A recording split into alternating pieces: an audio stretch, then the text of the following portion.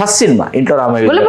అవును, first cinema వేసిన తర్వాత చిరంజీవి గారికి ఏంటంటే గొల్లపూడి గారు చేస్తున్నారని తెలిసిన తర్వాత చిరంజీవి గారు కూడా సర్ప్రైజింగ్గా ఫీల్ అయ్యారు. ఎందుకంటే అప్పటికి చిరంజీవి గారి సినిమాలకి నేను మాటలు రాశారు 2-3 సినిమాలకి. ఐ లవ్ యూ ఈ సినిమాలన్నిటికీ మాటలు రాశారు గొల్లపూడి గారు. ఈ సినిమాలో గొల్లపూడి గారు వేస్తున్నారంటే చిరంజీవి గారు కూడా చాలా సర్ప్రైజింగ్గా ఫీల్ అయ్యారు. వాస్తవానికి టైటిల్ గొల్లపూడి గారిదే కదా, ఇంట్లో రామయ్య వీధిలో కృష్ణ ఆయన చిరంజీవి గారు కాదు. టైటిల్ రోలు గొల్లపూడి మారుతీరావు గారిది. వన్స్ టైటిల్ అనౌన్స్డ్, సినిమా ప్రారంభమైంది, షూటింగ్ జరిగింది. జరుగుతుండగా ఒకరోజు మీరు ఇందాక లాంచీ గురించి చెప్పారు. ఆ లాంచీ మీద సాంగ్ అది ఉంటుంది కదా, సంగీత గారు, గొల్లపూడి గారు, మాధవి గారు ఆ సాంగ్ కాంప్రమైజ్ చేయడానికి లాంచీ మీద అటు కోడి రామకృష్ణ గారు ఇటు చిరంజీవి గారు కూర్చుంటే చిరంజీవి గారు ఆయన చాలా అద్భుతంగా కమలాపండు ఒలుస్తారండి. అది ఒలిచి దాన్ని చాలా చాలా బాగుంటుంది, ఆర్టిస్టిక్గా ఆ తొనల్ని తీస్తారు. ఆయన తీసి నోట్లో ఇలా చిరంజీవి గారు వేసుకుంటూ, రామకృష్ణ ఇప్పుడు ఈ తొన విసురుతాను, సరిగ్గా నీ నోట్లో పడితే సినిమా హిట్, లేకపోతే ఫట్ అన్నారంట. నువ్వు అక్కడి నుంచి ముందుకు రాకూడదు, ఇలా అని అనకూడదు, అక్కడే ఉండాలి నువ్వు అంటే. కోడి రామకృష్ణ గారికి టెన్షన్ అంట, ఇప్పుడు నోట్లో ఆ కమలా తొన పడకపోతే ఏంటి నా పరిస్థితి, ఈ సినిమా పరిస్థితి అని కరెక్ట్గా విసిరితే కరెక్ట్గా నోట్లో పడిందంటే కమలాపుడతాను. రామకృష్ణ బతికిపోయాను, సినిమా హిట్ అని అన్నారు. నాకు ఆ సినిమాలో పర్సనల్గా అండి టైటిల్ సాంగ్ కంటే, ఇంట్లో రామయ్య వీధిలో కృష్ణ టైటిల్ సాంగ్ కంటే పూర్ణిమ గారును చిరంజీవి గారు కలిసి మాధవ్ గారిని టీస్ చేస్తారు. వచ్చే వచ్చే వానజల్లు జాంబజీ ఇలా చాలా ఇష్టం నాకు. ఎందుకంటే చిరంజీవి గారి డాన్స్ అండి, అసలు ఎంత అద్భుతంగా డాన్స్. చిరంజీవి గారి డాన్సింగ్ నెంబర్స్ గురించి మనం ఏంటేంటో మాట్లాడుకుంటాం, డిస్కో సాంగ్స్, బ్రేక్ సాంగ్స్ ఏంటేంటో మాట్లాడుకుంటాం. కానీ ఆయనలో ఒక అద్వితీయమైనటువంటి డాన్సర్ ఉన్నాడు. ఆయన ఏ డాన్స్ చేయమన్నా, ఏ బీట్కి చేయమన్నా, ఏ రిథమ్కి చేయమన్నా ఏంటంటే ఆయన శరీరం స్పందిస్తుంది. అది ఆయనకి ఎవరు నేర్పించాల, గురువుల దగ్గరికి వెళ్ళి ఆయన శుశ్రూషలు చేసో లేకపోతే నెలల తరబడో సంవత్సరాల తరబడో డాన్స్ మాస్టర్లు డాన్స్ నేర్చుకోవాలి. ఆయన కాలేజ్ డేస్లో కూడా కమ్ సెప్టెంబర్ అనేసి ఆడియో ఉండేవి, క్యాసెట్స్ ఉండేవి, వెస్ట్రన్ మ్యూజిక్. అది తెచ్చుకొని ఆయన ఇంట్లో పెట్టుకొని టేప్ రికార్డర్లో పెట్టుకొని ఆయనే డాన్స్, ఆయన శరీరం ఆ రిథమ్స్కి ఆయన శరీరం ఎట్లా కదిలితే అట్లా కదులుతూ ఆయన డాన్స్. ఆయన స్వయం శిక్షితుడు అనమాట. ఆయన స్వయంగా తనను తాను ఆయన శిక్షణ ఇచ్చుకున్నటువంటి నాట్యాచార్యుడు అనమాట ఆయన, నటరాజస్వామి అంశ. అట్లా వచ్చే వానజలిలో మీరు అబ్జర్వ్ చేస్తే మీకు గుర్తుంటే బ్రౌన్ కలర్ షర్టును చిరంజీవి గారిది వైట్ కలర్ ప్యాంట్ అనమాట. మీకు వైట్ కలర్ ప్యాంట్ లేకుండా చిరంజీవి గారు నటించిన సినిమా లేదు. ప్రతి సినిమాలో ఒక వైట్ కలర్ ప్యాంట్, డాన్స్ ఖచ్చితంగా డాన్స్లో వైట్ కలర్ ప్యాంట్ ఉంది. మీకు కౌబాయ్ సినిమాలో కూడా వైట్ కలర్ ప్యాంట్ వేశారు డాన్స్కి ఆయన. అవునా? కొలం సింహంలో అల్లాటప్ప గోంగూరమ్మ సాంగ్లో వైట్ కలర్ ప్యాంటు అద్దిరిపోతుంది అసలు, రాధా గారి కాంబినేషన్లో అల్లాటప్ప గోంగూరమ్మ పాటలో వైట్ కలర్ ప్యాంట్. మళ్ళీ దాంట్లో కూడా ఏది క్లైమాక్స్, ప్రీ క్లైమాక్స్ వచ్చే ఆ పాటలో కూడా, పిల్లో జాబిల్లో పాటలో కూడా వైట్ కలర్ ప్యాంట్ ఉంటుంది. జాబిల్లో కూడా వైట్ కలర్ ప్యాంటు ఒక తెలియని బ్యూటీ, ఒక గ్రేస్ వస్తుందండి. మెన్ కి ఒక తెలియని ఒక మ్యాన్లీ లుక్ తీసుకొస్తుంది. అది చిరంజీవి గారు తెలుసు అనమాట. అది ఈ నోస్, ఆయనకు శాస్త్రం తెలుసు ఆయనకి. అట్లా మనం ఇంట్లో రామయ్య వీధిలో కృష్ణకి వస్తే సినిమా ప్రారంభమైంది, పూర్తయింది, అద్భుతంగా అద్వితీయంగా పూర్తి చేసుకుంది, అంతా అయిపోయిందండి. సెన్సార్ కష్టాలు మొదలైనాయి సినిమాకి. అందులో ఏమున్నాయి? మరి భార్యకి మత్తు మంది ఇచ్చి అమ్మాయిల్ని తెచ్చుకుని ఎంజాయ్ చేస్తాడా? తర్వాత బాత్రూమ్ సీన్లు, బెడ్రూమ్ సీన్లు ఉంటాయి చిరంజీవి గారి, మాధవి గారి. అవి చాలా అసభ్యంగా ఉన్నాయి. ఏంటి ఇంట్లో రామయ్య వీధిలో కృష్ణ టైటిల్ ఏంటి? మీకు గొల్లపూడి గారు కనిపించినప్పుడల్లా బ్యాక్గ్రౌండ్ మ్యూజిక్ వేశారు. ఎవరు? మన సంగీత దర్శకులు జేవి రాఘవులు. జై జగదీశ హరే అని ఒక మ్యూజిక్ ఉంటుంది. జై జగదీశ హరే అంటే ఏంటి? నార్త్ ఇండియాలో ఎంత పెద్ద ఇది శివుడికి సంబంధించి, మీరేమో తీసుకొచ్చి ఇక్కడ వీడు కామాంధుడు, ఈ సుబ్బారావు క్యారెక్టర్ మీద వేస్తారా అని ఒక స్కౌండ్రల్. ఎవరు? సెన్సార్ ఆఫీసర్, ఆయన పేరు రామకృష్ణ.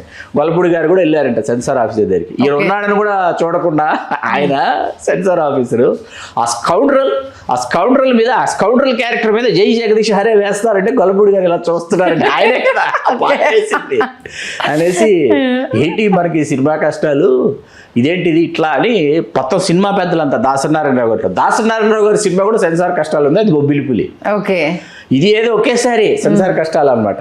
దాసరి గారి ఇంట్లో డివిఎస్ రాజు గారు, పుండరీకాక్షి గారు వీళ్ళందరూ కూర్చొని ఇప్పుడు ఎట్లా సినిమాని విడుదల చేయడం అంటే, ఆయన అన్నాడంట, ఇంట్లో సుబ్బయ్య వీధిలో దిబ్బయ్య అలాంటి పేరు అట్లా పెట్టండి, రామయ్య కృష్ణయ్య అంటే కుదరదు అన్నాడంట. రాఘవ్ గారు కానీ, కోడిరామకృష్ణ గారు కానీ సస్యమీర 4240 అడుగులు కట్టి చెప్పారు. ఏది వీళ్ళు ఏదైతే బాగుంటుంది, ఏదైతే ట్విస్ట్లు అనుకున్నారో, ఏదైతే మహిళలు ఖచ్చితంగా నచ్చుతుంది అనుకున్నారో ఆ ఎలిమెంట్స్ లేపేయమన్నారు. చాలా షార్ట్ కట్స్ ఒప్పుకొని, చిన్న షార్ట్ కట్స్ ఒప్పుకొని. ఎందుకంటే గొల్లపూడి గారి క్యారెక్టరు వైఫ్ ఉంటుందండి, పాపలా ఉందే అని వెళ్తాడు. వెళ్ళి మా ఊరి పరిచయం ఉండదు, పరిచయం చేసుకొని పాలనా ఎక్కడున్నావు ఏంటి అడ్రస్ తీసుకుని అలా హోటల్లో ఏది ఎక్కడ పడితే అక్కడ చేస్తుంటాడు ఆయన, పులిహోర కలిపేస్తుంటాడు కదా. అది చాలా మీకు అలాంటివి ఇంకొన్ని ఏవో ఉంటాయి షార్ట్ కట్స్ చేసి. అసలు ఇంజనీర్ రాజశేఖర్ అనే పాత్ర చిరంజీవి గారు పోషించిన తీరు చాలా బాగుంటుందండి. చిరంజీవి గారు ఏంటంటే నాకు రెమ్యునరేషన్ ఇచ్చారా ఇవ్వలేదా తక్కువ ఇచ్చారు ఇవన్నీ పక్కన పెడితే, వన్స్ ఆయన సైన్ చేశారు ఒప్పుకున్నారంటే దానికి పూర్తి స్థాయిలో ఆయన ప్రాణం పెట్టేస్తారు. అది ఇంట్లో రామయ్య విధిలో కృష్ణలో కనిపిస్తుంది. అలా షార్ట్స్ కట్తో ఏప్రిల్ 23, 1982 మొదటి సినిమా సంవత్సరం చిరంజీవి గారికి విడుదలై 525 రోజులు నారాయణగూడ శాంతి థియేటర్లో ఆడింది. 525 రోజులు. మీకు అది ఎలాంటి సమయం అంటే కార్తీక దీపం అని ఒక సినిమా ఉంది, శోభన్ బాబు గారు, శారద గారు, శ్రీదేవి గారు, లక్ష్మీదీప్ గారు డైరెక్షన్, ఆర్నీకుమ ఈ దీపం, అట్లాగా నీ కౌగిలిలో తలదాల్చి లాంటి అద్భుతాలన్నీ మీకండి. మీరు నంబరు సంధ్య గారు, మా చైల్డ్హుడ్ డేస్ కార్తీక దీపం మ్యాట్నీ, మార్నింగ్ షో కాదు, ఫస్ట్ షో కాదు, సెకండ్ షో కాదు, మ్యాట్నీ అనుకోండి, ఓన్లీ ఫర్ లేడీస్. ఓకే, భర్తలు జెంట్స్ నాట్ అలౌడ్, లేడీస్తో పిల్లలు రావచ్చు, బాబు పాప వాళ్ళు రావచ్చు, ఓన్లీ ఫర్ లేడీస్ శోభన్ బాబు గారు. మళ్ళీ నేను ఓన్లీ ఫర్ లేడీస్ మ్యాట్ని ఇంట్లో రామయ్య విధిలో కృష్ణయ్య చూశాను. ఓకే, మహిళలకు మాత్రమే మధ్యాహ్నం ఆట సినిమా. మగవాళ్ళు తిట్టుకుంటూ వెళ్ళేవాళ్ళు అనమాట, ఏది మహిళలకు మాత్రమే మధ్యాహ్నం ఆట అని చెప్పేసి, 2 గంటలకు మహిళలకు మాత్రమే అని చెప్పేసి. అది వీళ్ళు లేడీస్ ఎంజాయ్ చేసేవాళ్ళు. సినిమాకి వచ్చి ఇంటికి వచ్చి సుబ్బారావు పాత్ర గురించి మాట్లాడుకొని, సినిమా షూటింగ్ జరుగుతున్నప్పుడు అయ్యప్ప స్వామికి సంబంధించి ఒక సాంగ్ ఉంటుంది, ఏది మన గొల్లపూడి గారు ఒక పూజ చేస్తూ పాట పాడేటటువంటి సీన్. ఆయన మీద సాంగ్ అనేటప్పటికి చిరంజీవి గారు షూటింగ్ అయిపోయి ఆయన ప్యాకప్ చెప్పేశారు. ఈవినింగ్ నుంచి సాంగ్ అంటే చిరంజీవి గారు కూర్చుని ఉన్నారంట. గొల్లపూడి మారుతిరావు గారు చూసి, ఏంటి నువ్వు వెళ్ళట్లేదు ఏంటి, ప్యాకప్ చెప్పేశారు కదంటే, అసలు మీరు లిప్సింగ్ ఎలా ఇస్తారో చూద్దామని, మీకు ఫస్ట్ సినిమా కదా అంటే, నేను ఏఆర్లో పనిచేశాను కదా, నేను డ్రామా ఆర్టిస్ట్ కదా, చూడు సాంగ్ లిప్సింగ్ ఇస్తాను నేనని లిప్సింగ్ ఇచ్చిన తప్ప సారీ అన్నారట చిరంజీవి గారు. ఓకే, అంటే చిరంజీవి గారు ఏంటి, ఆయన ఎక్కడైనా ఏమైనా చెయ్యలేకపోతే ఆయన్ని కరెక్ట్ చేయడము, ఆయన్ని కొంచెం కంఫర్ట్ జోన్లోంచి నేర్పించడం అనేటటువంటి ధోరణిలో ఉన్నారు. కానీ సీరియస్ నాకు ఫస్ట్ సినిమా అంటే ఇప్పటికీ షాకింగ్. వాళ్ళిద్దరి మధ్య గురు శిష్యుల అనుబంధం ఉండేదండి. నంబరు నదిరిపోతుంది అసలు వాళ్ళిద్దరు కాంబినేషన్. తర్వాత ఆలయ శిఖరంలో ఫాదర్ గొల్లపూడి గారు ఫాదరు మామూలుగా చేయలే ఆయన. అట్లాగే ఇంట్లో రామయ్య విధిలో కృష్ణయ్య ఏప్రిల్ 23 విజయవంతంగా విడుదలై 525 రోజులు ఆడి, ఇక్కడ రాఘవ్ గారు నేను ఇంటర్వ్యూ చేశాను, కోడి రామకృష్ణ గారు నేను ఇంటర్వ్యూ చేశాను. ఓకే, రాఘవ్ గారిని ఇంటర్వ్యూ చేసినప్పుడు ఆయన చాలా మంచి విషయం చెప్పారు. తర్వాత ఎప్పుడో రెండో సినిమా వెంటనే తరంగిణి అండి, ఏదైతే వద్దనుకొని పక్కన పెట్టారో ఆ తరంగిణి, అందులో అనూహ్యంగా గొల్లపూడి మారుతిరావు గారికి ఒక మంచి పాత్ర ఉంది, చాలా మంచి పాత్ర గొల్లపూడి గారికి ఉంది అందులో. గొల్లపూడి గారు చేస్తున్నారు, కోడి రామకృష్ణ గారు డైరెక్షను, రాఘవ్ గారు మళ్ళీ తీస్తున్నారు, సుమను భానుచంద్ర చేస్తున్నారు, శ్యామల గారు హీరోయిన్ అనేటప్పటికీ తర్వాత అయిపోయిన తర్వాత ఎక్కడో రాఘవ్ గారు ఎదురుపడితే చిరంజీవి గారిని మొదట రామకృష్ణకి అవకాశం ఇవ్వాల్సి వస్తేనేమో మేము కావాలి, మళ్ళీ తీసేటప్పుడు మేము అవసరం లేదు అన్నాడంటే చిరంజీవి గారు. అంటే రాఘవ్ గారు గట్టిగా నవ్వేసి, నీకు ఒక విషయం చెప్పనా, నేను తరంగిణి కథ చెప్పునా నీకు, నేను ఎందుకు తరంగిణి నిన్ను తీసుకోలేదో చెప్ప, పెద్ద హిట్ అండి తరంగిణి కూడా, సూపర్ డూపర్ హిట్ సినిమా, ఎందుకు తీసుకోలేదో తెలుసా అన్నారంట. చిరంజీవి గారు ఎందుకు అన్నారంట, అంటే హీరోకి మగతనం ఉండదయ్యా సినిమాలో, చిరంజీవి నిన్ను పెట్టి నువ్వు మగవాడు కాదు అంటే ఫ్యాన్స్ వచ్చి కొడతారయ్యా నన్ను ఇప్పుడు. ఓకే, దాంట్లో సుమన్ గారు ఇంపార్టెంట్ అని చెప్తారు కదా. ఓకే, ఇంపార్టెంట్ అనే కథ అది, చాలా అద్భుతమైన లైన్. ఎంత అద్భుతమైన లైన్ అంటే పసిపిల్లాళ్ళం కదా, అర్థమై చచ్చేది కాదు.